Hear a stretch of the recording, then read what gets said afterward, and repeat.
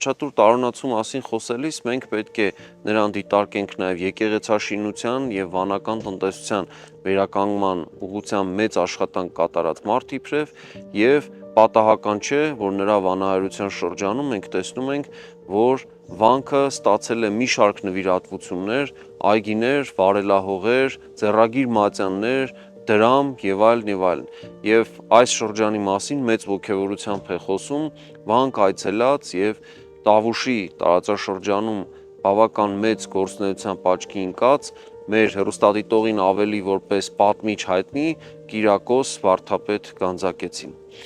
Եվ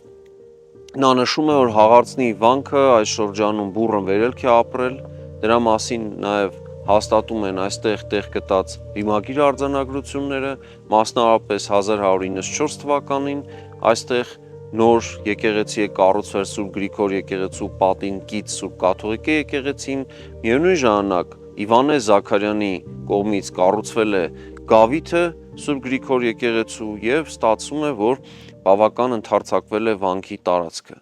Նախագծի գլխավոր գործընկերն է Կոնվերս բանկը, ֆինանսական աշխարհի ձեր հուսալի գործընկերը։